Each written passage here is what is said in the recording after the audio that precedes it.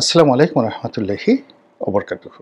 সম্মানিত দর্শক, আমার আজকের এই ভিডিওটি মূলত সেনাপ্রধান জনাব ওয়াকারুজ্জামান, জেনারেল ওয়াকারুজ্জামানকে উদ্দেশ্য করে।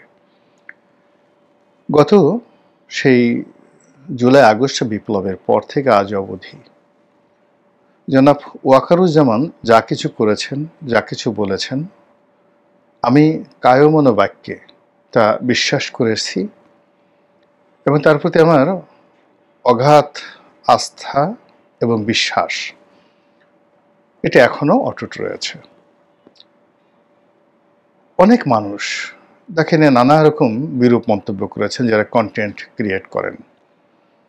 অনেকে থেকে বেইজ্জতি করে কথা বলার চেষ্টা করেছেন, কিন্তু রাষ্ট্র ক্ষমতার একটা শীর্ষ পর্যায় থেকে একজন সেনাপ্রধান বা একজন পুলিশ প্রধান কিংবা একজন মন্ত্রী, একজন এমপি, একজন প্রধানমন্ত্রী, তিনি আসলে কতটুকু করতে পারেন, এই বিষয়গুলো সম্পর্কে যেহেতু আমার একটু হলেও বাস্তব অভিজ্ঞতা রয়েছে, সেই কারণে আমি অনেকের উপর খুব আশাবাদ ব্যক্ত করি না। এক। দুই নম্বর হলো যে কাউকে সম্মান জানানোর ক্ষেত্রে বা কাউকে নিয়ে কটূক্তি করার ক্ষেত্রে আমি সতর্কতা অবলম্বন করি, যেন আমার কোনো কথা দ্বারা, কর্ম দ্বারা কোনো মানুষের পথে বাধা এবং বিঘ্ন তৈরি না হয়। তো সেই ক্ষেত্রে জেনারেল ওয়াকারুজ্জামান যেন আমার দ্বারা কোনো অবস্থাতেই তিনি আহত না হন, আমি সবসময় চেষ্টা করেছি সেইভাবে আমার যে সংযম এটা প্রদর্শন করার জন্য। এখানে একটা বিষয় হলো যে আমরা সবাই স্পষ্টভাবে জানি যে এখন তিনটি ক্ষমতার বলয় রয়েছে। জেনারেল ওয়াকারুজ্জামানের নেতৃত্বে একটি বলয়, যেখানে রাষ্ট্রপতি সঙ্গত কারণে তার সঙ্গে আছেন বা তিনি রাষ্ট্রপতির সঙ্গে আছেন। তার সাহায্য ছাড়া রাষ্ট্রপতি 1 মিনিট টিকে থাকতে পারতেন না এবং আগামীতে পারবেন না। এটা হলো বাস্তব অবস্থা। দ্বিতীয় হলো ডক্টর মোহাম্মদ ইউনূসকে কেন্দ্র করে একটি বলয়, আর তৃতীয় হলো বহির্শত্রু, বহির্দেশ বা বন্ধু দেশ। আমাদের যারা শত্রু রয়েছে তারাও যেভাবে আমাদেরকে বিভিন্ন ক্ষমতার অ্যাঙ্গেল থেকে খোঁচাখুচি করার চেষ্টা করছেন, বন্ধুরাও একই অবস্থা। আর আন্তর্জাতিক দুনিয়া, কূটনৈতিক অঙ্গন যেটিকে বলা হয়। তো এত কিছু তাপ এবং চাপের মধ্যে একজন লোকের পক্ষে দায়িত্ব পালন করা, কর্তব্য পালন করা সত্যিকার অর্থে কঠিন একটা বিষয়। তো সেই দিক থেকে যখন সেনাবাহিনী মাঠে ডিপ্লয় হলো, তখন আমার কাছে মনে হলো যে ওনারা নিধিরাম সর্দার হয়ে থাকবেন।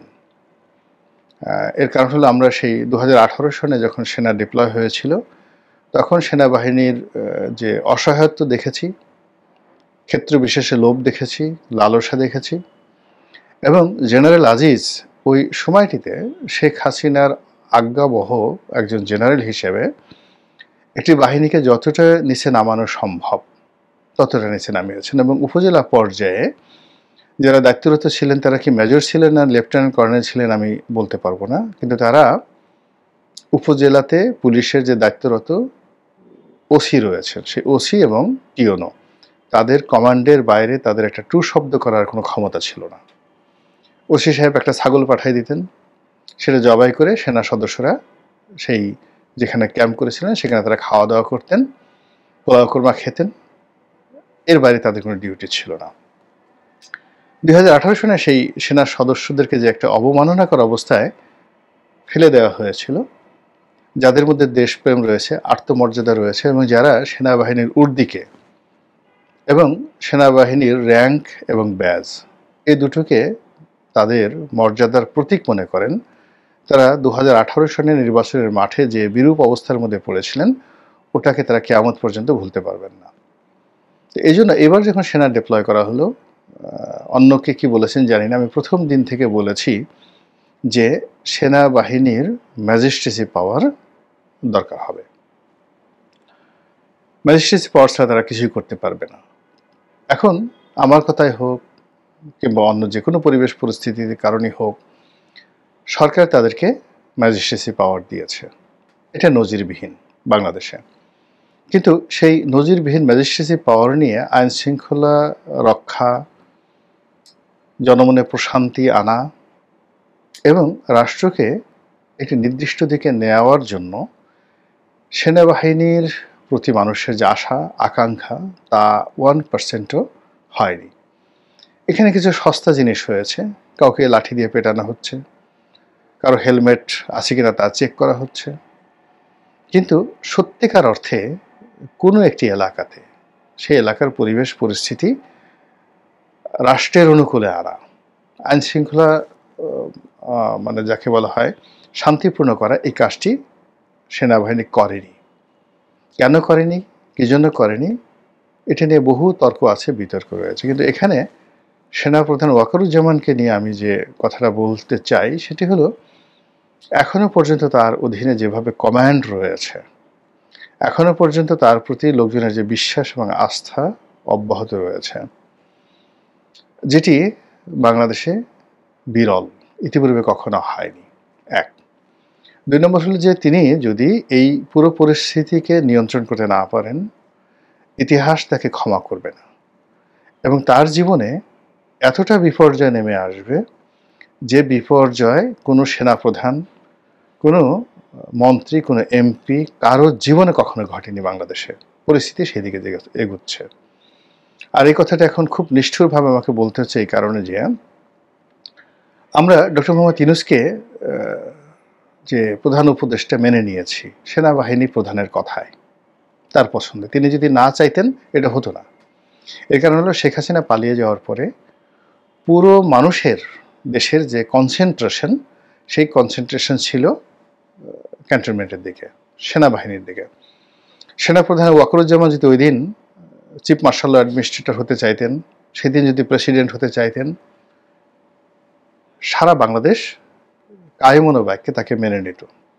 এমনকি বিএনপি 2-3 বছরের মধ্যে কোনো টু শব্দ করতো না। আমি বিএনপির একেবারে শীর্ষ পর্যায়ের সাথে কথাবার্তা যখন বলেছি, সবসময় আমরা চেয়েছি যে একটা ইন্টারভেন হোক, শেখ হাসিনার পতন হোক, সেনাবাহিনী ক্ষমতায় আসুক এবং 5-6 বছর তারা ক্ষমতায় থাকুক, একটা লেভেল প্লেয়িং ফিল্ড করার জন্য। কিন্তু সেনাপ্রধান নিজের দুর্বলতার জন্য হোক, অক্ষমতার জন্য হোক, স্নায়বিক দুর্বলতার জন্য হোক, ব্যক্তিত্বের জন্য হোক, ভয়ের জন্য হোক, নির্লিপ্ততার জন্য হোক, হোয়াট এভার মেবি, তিনি ক্ষমতা না নিয়ে তিনি ক্ষমতা দিয়েছেন ডক্টর মোহাম্মদ ইউনূসের হাতে। এবং তিনি যেভাবে রাজনীতিবিদদেরকে ডেকেছেন, অন্য কোনো মানুষ ডাকলে যেত না, রাজনীতিবিদরা তাকে বিশ্বাস করেছে। তিনি জনগণকে যে দৃঢ়তার সঙ্গে বলেছেন যে আমি দায়িত্ব নিলাম, সেই দায়িত্ব 1%ও তিনি পালন করেননি। উল্টো এই যে গত 10 মাস ধরে সেনাবাহিনী যে টহল টিম মাঠে রয়েছে, তার জন্য এই রাষ্ট্রের ভাণ্ডার থেকে শত শত নয় হাজার হাজার কোটি টাকা এই সেনাবাহিনীকে আমাদেরকে পরিশোধ করতে হচ্ছে, অতিরিক্ত তাদের বেতন ভাতার বাইরে, তাদের গাড়ির তেল, তাদের ক্যাম্প ফি, এবং যখন এই অবস্থা থাকে তখন তাদের যে অতিরিক্ত ভাতা দিতে হয়, সেই ভাতা বাবদ এ যাবৎ কত হাজার হাজার কোটি টাকা খরচ হয়েছে, বিনিময়ে আমাদের কি লাভ হয়েছে। তিনি বহুবার বহু কথা বলেছেন, তার একটি কথা বাস্তবায়িত হয়নি। তিনি হুমকি দিয়েছেন, ওটা করেছেন, ওটা করেছেন, কিন্তু অল্প কয়েকটি কথা, কেবলমাত্র বিডিআরের যে পিলখানা হত্যাকাণ্ড, সেই হত্যাকাণ্ডের তদন্তের ব্যাপারে তিনি যে ধমক দিয়েছেন, সেই ধমকে যে নো বাট নো ইফ, এটা শতভাগ হয়েছে। এর বাইরে তার ডিসেম্বর মাসের মধ্যে নির্বাচন হওয়া, আইন শৃঙ্খলা রক্ষা করার ব্যাপারে তার কমিটমেন্ট, অন্যান্য যে সকল কথাবার্তা, একটিও হয়নি। বরং গণভবনের সঙ্গে, মানে যমুনার সঙ্গে, অর্থাৎ প্রধান উপদেষ্টার কার্যালয়ের সঙ্গে বঙ্গভবনের যে দূরত্ব তৈরি হয়েছে এবং রাষ্ট্রপতির মতো একটা পদ যে অসম্মানজনক একটি অবস্থায় পড়েছে, এই দায়িত্ব সেনাপ্রধান এড়াতে পারবেন না। এর কারণ হলো এখনো পর্যন্ত মানুষ তার দিকে চেয়ে আছে। আজকের এই ভিডিওর সবচেয়ে মূল উদ্দেশ্য হলো যে তিনি সম্প্রতি মবের বিরুদ্ধে খুব স্ট্রং একটি অবস্থা নিয়েছেন। সারা বাংলাদেশে মব হবে না, মব বন্ধ করা হবে, এবং মবের সঙ্গে যারাই জড়িত হোক, সেটা বিএনপি তারেক রহমান সাহেব হোক, জামাতের আমির হোক, কিংবা ডক্টর মোহাম্মদ ইউনূস নিজে হন, সেনাবাহিনী, পুলিশ, অ্যাডমিনিস্ট্রেশন তাদের বিরুদ্ধে ব্যবস্থা নেবেন। এবং এই কথা সেনাপ্রধান যে দৃঢ়তার সঙ্গে বলেছেন, সেটা আমরা বিশ্বাস করেছি। কিন্তু তার 1%ও বাস্তবায়িত হয়নি। ইন্টারনেটে দেখেন কত পরিবারে যে সকল নোংরামি চলছে, স্বামী স্ত্রী তারা যেই যাকে বলা হয় স্বাভাবিক অবস্থাতে স্বামী স্ত্রী রয়েছে সেই রুমে মপ করে ঢুকে পড়ছে এবং উভয়কে উলঙ্গ অবস্থায় সেখানে তাদের ভিডিও ধারণ করছে। সম্পূর্ণ উলঙ্গ অবস্থায় একটা মেয়ের ছবি ইন্টারনেটে ভেসে বেড়াচ্ছে, গৃহবধূর ছবি, হাতে পা ধরে কান্নাকাটি করছে, সম্পূর্ণ উলঙ্গ নিজের বেডরুমে। এই ঘটনা কেন ঘটছে বাংলাদেশে? এবং আজকের এই ভিডিওর মূল উদ্দেশ্য হলো যে এই যে মবক্রেসিতে একজন সাবেক প্রধান নির্বাচন কমিশনার এবং বাংলাদেশে একজন মহান মুক্তিযোদ্ধা, তিনি যে অন্যায় করেছেন 18 নির্বাচনে, সে অন্যায়ের বিচার হবে, ক্রস ফায়ার হবে, ফাঁসিতে লটকান, 10 বার তাকে ফায়ারিং স্কোয়াডে পাঠান, ভিন্ন জিনিস। কিন্তু যে অপমান তাকে করা হয়েছে এটা কোনো অবস্থাতেই মেনে নেওয়া যায় না। এই দায় দায়িত্ব সেনাপ্রধান কিভাবে এড়াবেন? এখন কি করবেন? যারা মব করেছে তাদেরকে ধরবেন? এই মবের পেছনে কি যাকে বলা হয় অনেক মাথা নেই? এই ঘটনার সাথে কি অনেক রাজনৈতিক শক্তি জড়িত নেই? তাদেরকে কিভাবে শাস্তি দিবেন? খালি ওই যে ছেলেটা ওখানে গিয়ে মানে জুতোর মালা গলায় পরিয়েছে সে জড়িত না, তার পিছনে আরো অনেকে জড়িত আছে। কেন এই জিনিসগুলো হচ্ছে? হাইকোর্টে কি হচ্ছে? বিচারকরা তারা কলম ধরতে সাহস পাচ্ছে না। যে ফাইল, যে মামলা, সেই গত 10 মাস 12 মাস ধরে এক একটা মামলা ঝুলছে, শুনানিতে আনা যাচ্ছে না। সাধারণ মামলা, এই মামলার সঙ্গে ট্যাক্স জড়িত, এই মামলার সঙ্গে রাজস্ব বিভাগ জড়িত, এই মামলার সঙ্গে রাষ্ট্র জড়িত, রাষ্ট্রের স্বার্থ জড়িত, অর্থনীতি, শিল্প, কলকারখানা জড়িত। কোনো বিচারক সেই মামলা যাকে বলা হয় তারা শুনানি করতে সাহস পাচ্ছেন না। শত শত হাজার হাজার মামলা। এই যে একটা কোর্ট একজন বিচারপতিকে ডিম মারা হলো প্রকাশ্য কোর্টে। এখন একজন বিচারপতিকে প্রকাশ্য কোর্টে ডিম মারা হলো এবং সেই বিচারপতিকে আবার ছুটিতে পাঠিয়ে দেওয়া হলো। তারপর সেই বিচারপতির কোর্ট ভেঙে দেওয়া হলো। এখন গিয়ে দেখেন তো সেই বিচারপতিকে যেদিন তাকে ডিম মারা হলো সেই দিন থেকে আজকের দিন পর্যন্ত শুধুমাত্র ওনার বেঞ্চে কত শত মামলা ঝুলে আছে এবং সেই মামলাগুলোর আর্থিক গুরুত্ব কত হাজার কোটি টাকা। শুনানি হয়নি, একটা মামলার শুনানি হয়নি। সেই কোর্ট ভেঙে আবার যে নতুন কোর্ট করা হয়েছে সেই মামলাগুলো এখনো ট্রান্সফার হয়নি এবং নতুন যে বিচারক দেওয়া হয়েছে সেও সেইভাবে মামলা পরিচালনা করছেন না, ভয়ে আতঙ্কে। এবং আমি যেটা দেখেছি যে ওই যে বিচারক যিনি যাকে ডিম মারা হয়েছে সে শহীদ জিয়ার সম্পর্কে নাকি বিরূপ মন্তব্য করেছিল কোর্টের মধ্যে। তো তার কোর্টে, ফুল বেঞ্চ কোর্টে সে যে কোনো মন্তব্য করতে পারে, এটা বাইরে এটা নিয়ে বক্তব্য দেওয়ার মতো কিছু নেই। এই স্বাধীনতা তার আছে। পার্লামেন্টে যে কোনো বক্তব্য, সেখানে শেখ হাসিনা নিয়ে, খালেদা জিয়াকে নিয়ে কত বাজে কথা হয়েছে, জিয়াউর রহমানকে নিয়ে কত বাজে কথা হয়েছে, পার্লামেন্টে ওইটা তার একটা স্বাধীনতা রয়েছে। তেমনি বিচারক তার রায়ে বা তার কোর্টে তার যে ফুল স্বাধীনতা দেওয়া আছে যে কোনো কথা বলার, সেটা আইনগতভাবে মোকাবেলা করতে হবে, সেটা ডিম মেরে নয়। এই কাজ যারা করেছে কিচ্ছু হয়নি। ফলে কি হলো, যে বিচারক তিনি একজন প্রফেশনালি, আমি তাকে ব্যক্তিগতভাবে চিনি না, আমি তাকে শুনেছি তিনি প্রফেশনালি অনেস্ট, আমি তার নামও জানি না, অনেস্ট, এবং প্রতিদিন 80 থেকে 90টি মামলা তিনি নিষ্পত্তি করতেন। যেদিন ডিম খেয়েছেন তার পরের দিন থেকে ডেইলি 2টো করে মামলা তিনি নিষ্পত্তি করেছেন, নট মোর দ্যান 2। এইভাবে কয়েক মাস চলেছে। আর যত মামলাগুলো তার ওখানে ছিল সেগুলো দীর্ঘমেয়াদে ব্ল্যাকলিস্টেড হয়ে গেছে।